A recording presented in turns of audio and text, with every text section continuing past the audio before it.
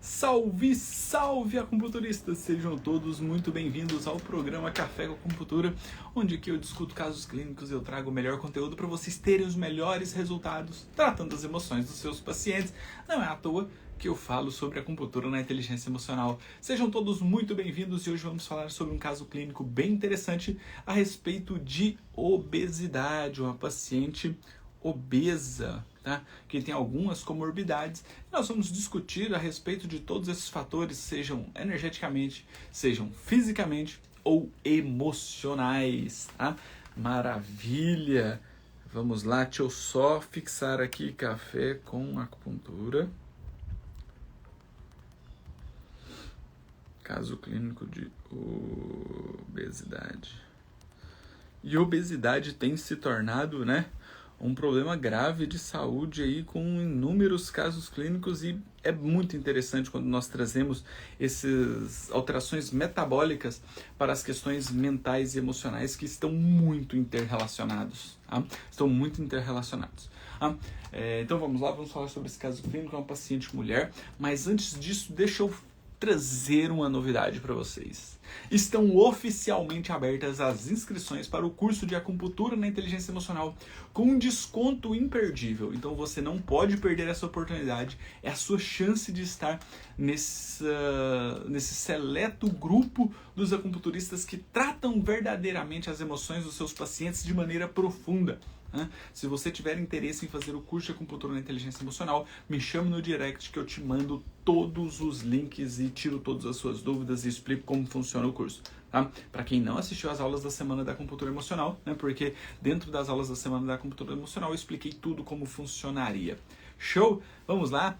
É a sua oportunidade, a hora é agora para você estar preparado para tratar as emoções mais profundas dos seus pacientes. E não só dos seus pacientes, mas também as suas emoções mais profundas, que vai ser incríveis. Tá? Quando nós estamos transformados, fica fácil de nós transformarmos os nossos pacientes. Certo? Qualquer dúvida é só me chamar no direct que eu tiro todas as suas dúvidas. Então vamos lá? Caso clínico de hoje.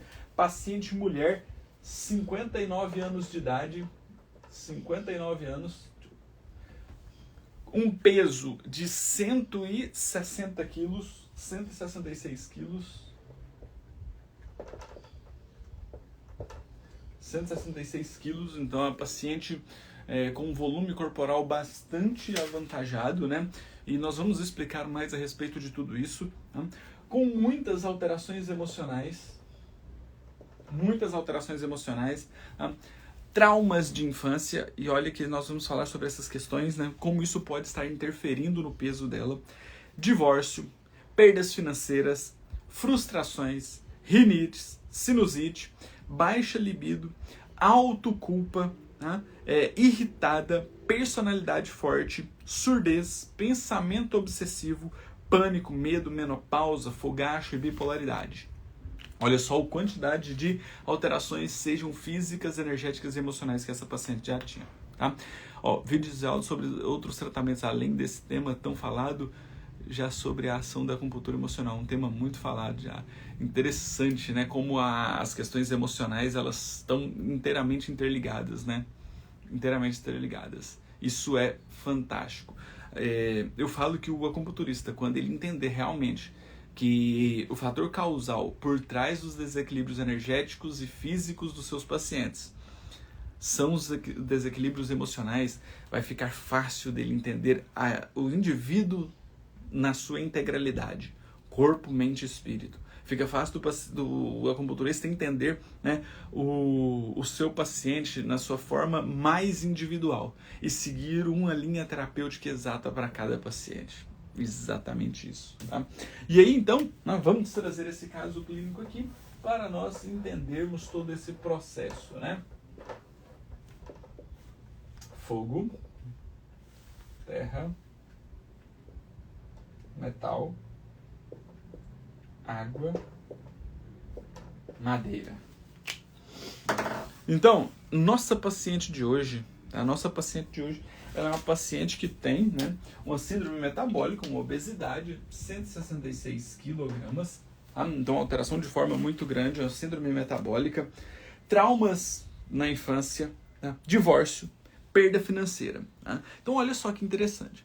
Tá? A paciente, muitas vezes, ela já vem com um trauma na infância, que às vezes ela nem gosta muito de falar, tá? E esse trauma na infância deixa cicatrizes psíquicas marcadas na sua própria vivência. E isso pode interferir em vários tipos de alterações emocionais. Aí a paciente casa, tem um divórcio, às vezes foi um divórcio não amigável, novas frustrações, novas incertezas, novas inseguranças, novos medos. E aí tem mais um episódio de perda financeira, mais insegurança, mais medo, né? Então, a questão financeira geralmente nos traz uma certa segurança, né? Mas quando tem uma perda muito grande, isso reverbera em frustrações, insatisfações, insegurança, em medo, mas você não sabe como vai ser o futuro dali para frente, tá? E a paciente então relata que ela tem sim muitas frustradas, muita rinite, sinusite, tá?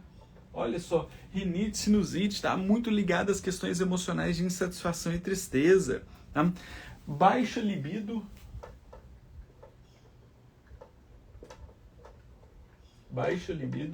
tá? Libido tá na água e na madeira, em especial, né? Lógico que pega vários fatores. Deixa eu aproveitar e só recarregar esse canetão aqui, só um minutinho.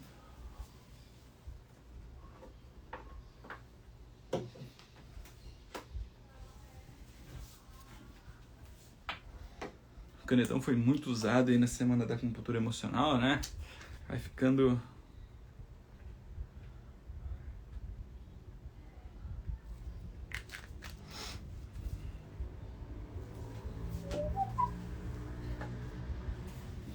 Aí, recarregar que fica fácil pra gente prosseguir.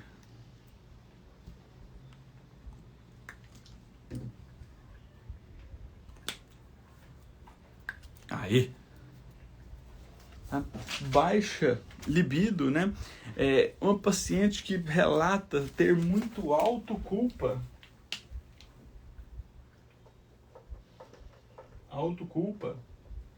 Ela se culpa por tudo que está acontecendo na vida dela, né? Muito irritada. Tá? Personalidade forte. A personalidade forte vem de uma rigidez do metal.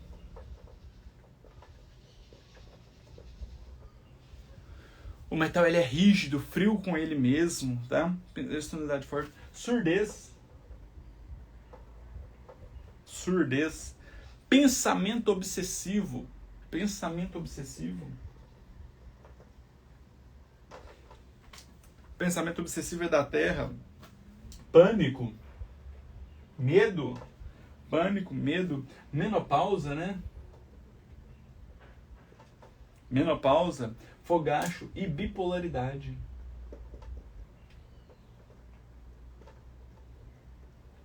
Olha só que interessante. Vocês conseguem perceber que por trás dessa paciente nós não temos simplesmente um quadro de obesidade? Vocês percebem que por trás dessa paciente não tem apenas um quadro de obesidade? Vocês pararam para pensar que se formos pensar, nossa, obesidade, alteração metabólica, sistema endócrino comprometido, elemento, movimento terra comprometido. Beleza, essa paciente ela melhora assim a obesidade dela com um reequilíbrio da terra.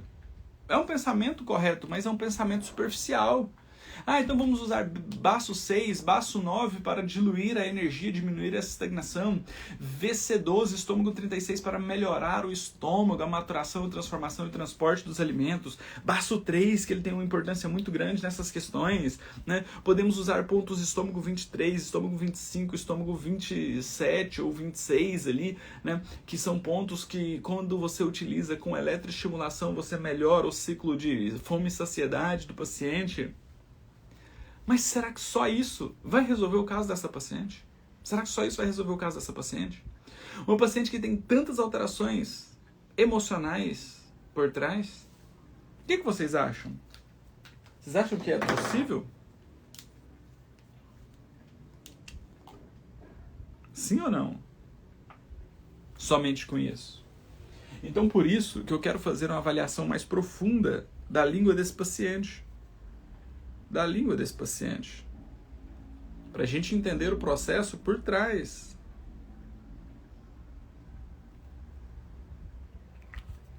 Eu vou colocar a foto da língua aqui para a gente fazer essa discussão mais profunda. Essa é a língua da nossa paciente. E aí? Vocês me ajudam no diagnóstico? Primeira coisa que avaliamos, saburra. Como é que está a saburra dessa paciente? Tem saburra? A saburra está presente ou ausente?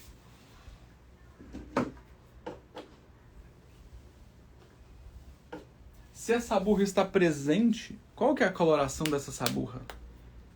Qual que é a cor dessa saburra?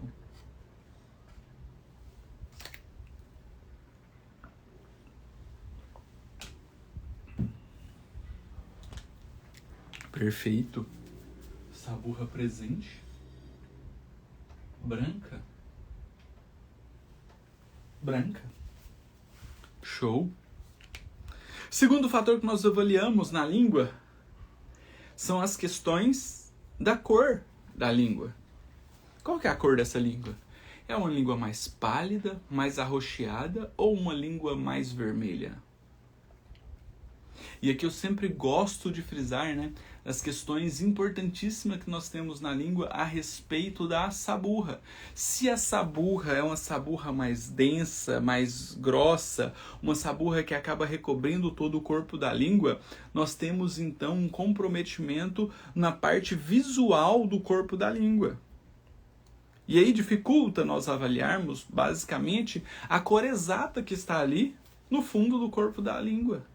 Tá? Mas se nós olharmos onde tem menos sabor, né? Se bem que a sabor dessa paciente ela é uma sabor mais espessa, que recobre praticamente todo o corpo da língua, nós podemos perceber que na lateral aparenta estar mais arroxeada e a ponta mais vermelha. Percebe isso aí? Percebe isso aí?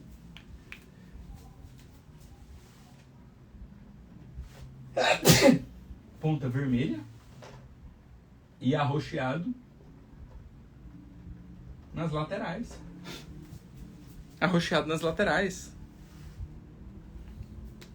Exatamente. Tá? Terceiro fator que nós vamos avaliar, as alterações de forma.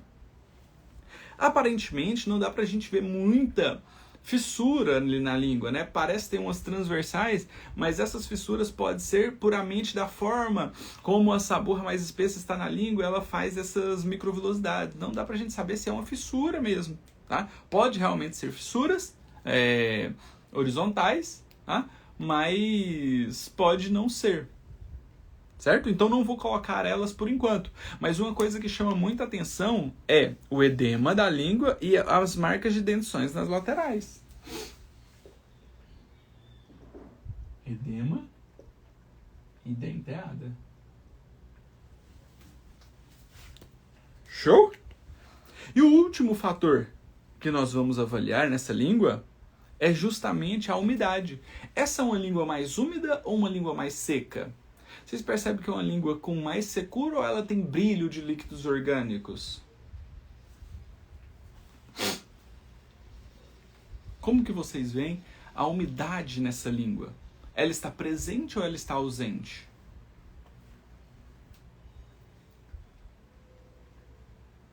A umidade nessa língua está presente ou ausente?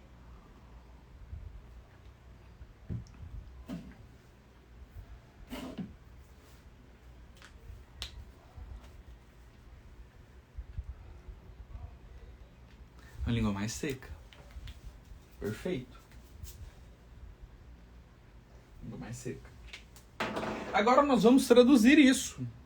Vamos traduzir isso para os padrões de desequilíbrios energéticos. Então, se tem uma saburra branca, ela tem frio interno. Se a ponta está vermelha, tem calor. Onde? No coração. Se está arroxeada nas laterais, ela tem uma estagnação de sangue. Se ela tem edema, ela tem uma estagnação de Ti do baço. E se está denteada, tem uma estagnação de Ti também do fígado e da vesícula biliar.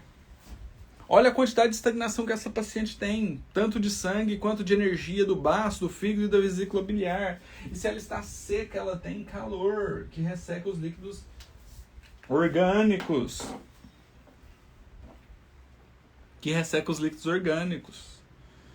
Show? Olha só que interessante. Agora nós já temos um quadro, um padrão de desequilíbrio energético, né? Que nos mostra que nós podemos correlacionar isso com a fisiologia energética da paciente. Vamos lá? Então, ó, paciente com um quadro de frio interno.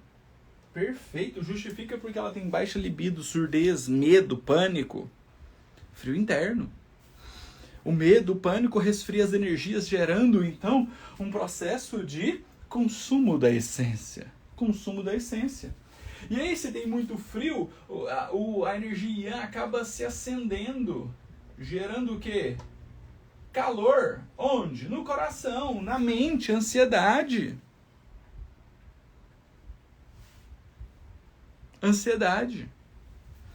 E aí, né?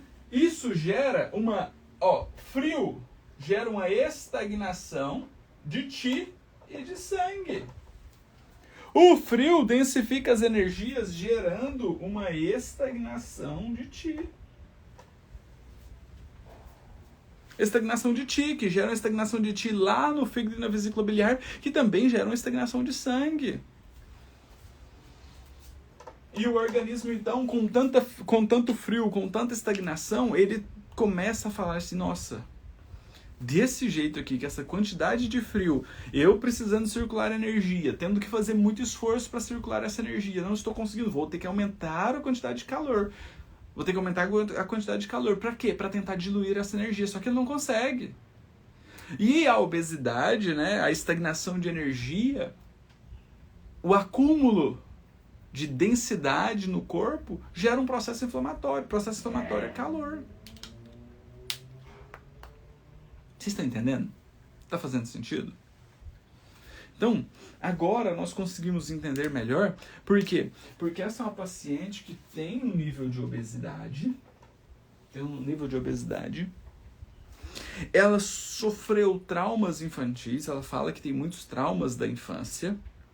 É uma paciente que casou, teve um divórcio, teve perdas familiares, então gerou nela um processo de autoculpa que gera uma frustração, que gera medo, que gera pânico, que gera insatisfação, que gera ansiedade. Então, a autoculpa complica ainda mais o sistema endócrino metabólico dela.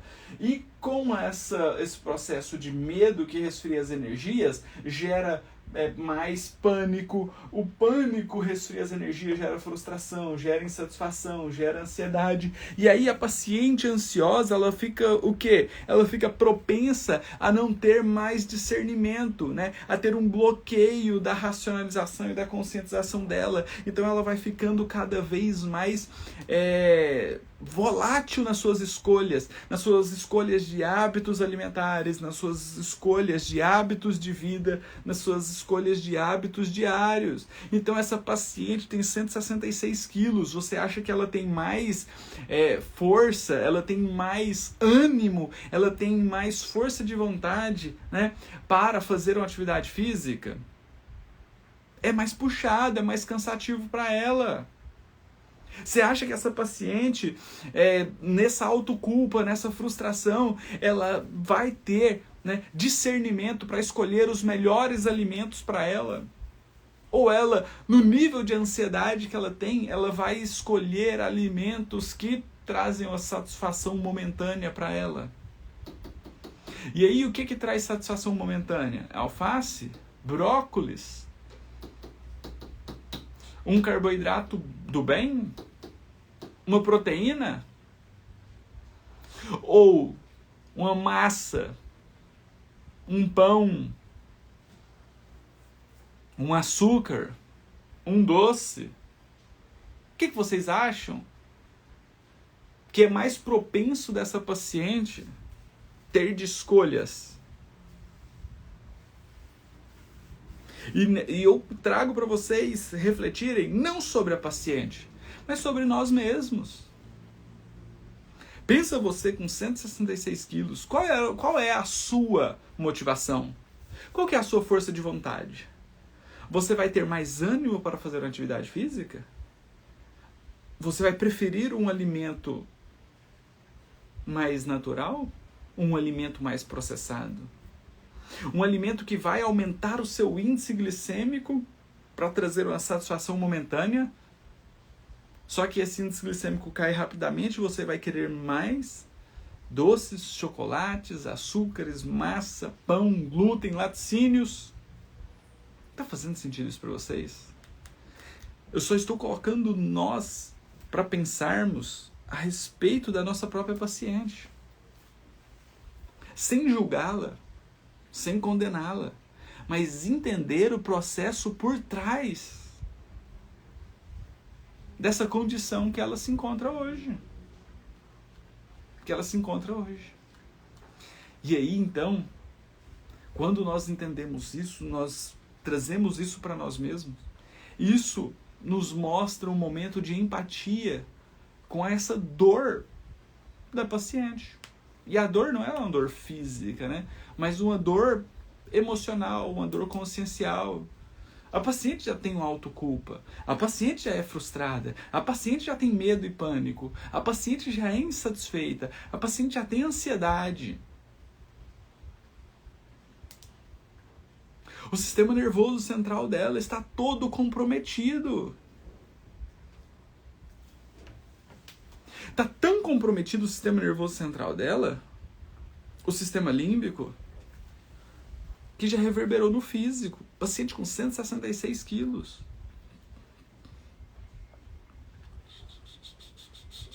E aí, se nós formos acupunturistas superficiais, rasos, nós caímos na mesmice de querer tratar só a obesidade dessa paciente.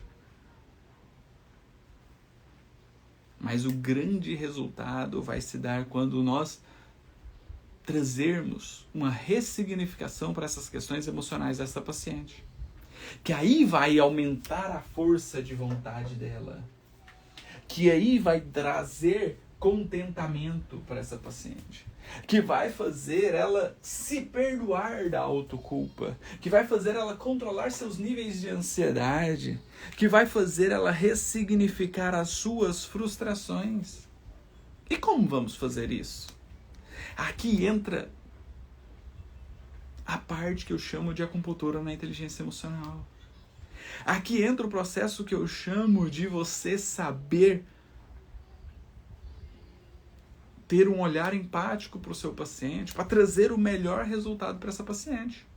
E essa paciente nos fala de traumas infantis.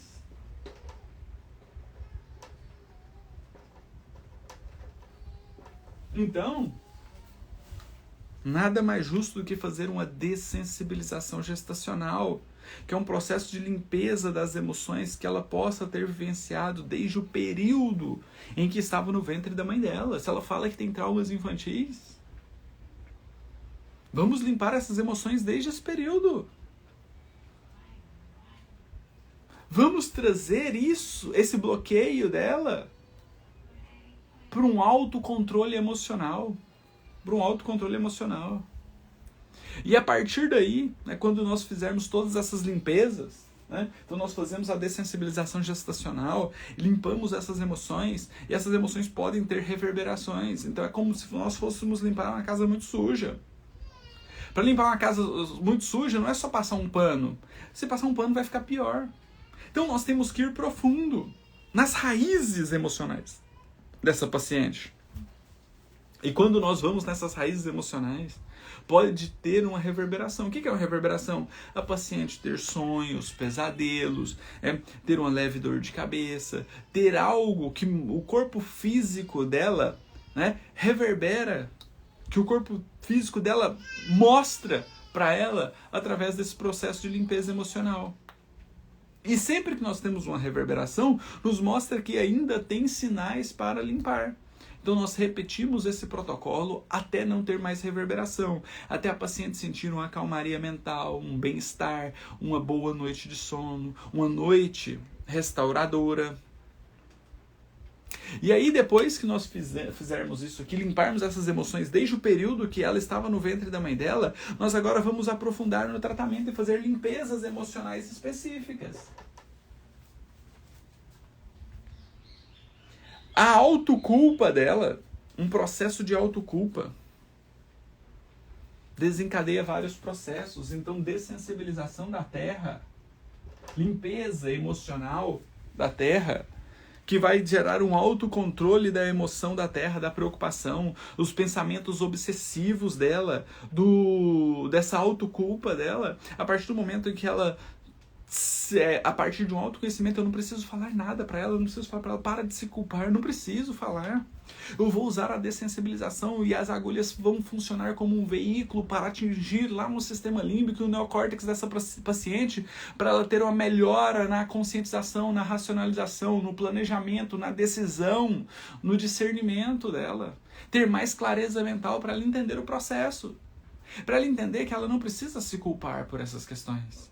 Que ela não precisa se culpar pelo divórcio, pelos traumas infantis, pelas perdas financeiras que ela teve.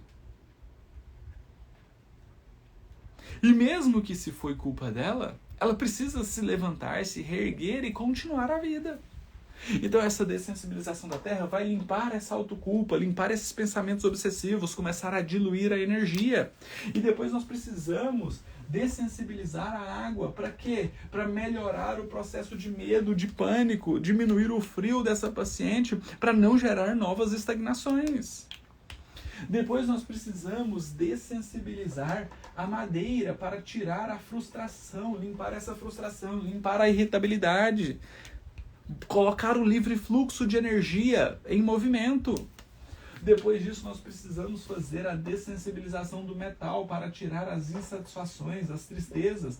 E por último, vamos fazer a dessensibilização do fogo para melhorar a ansiedade, a bipolaridade, a ascensão da energia antiga que está gerando calor na mente.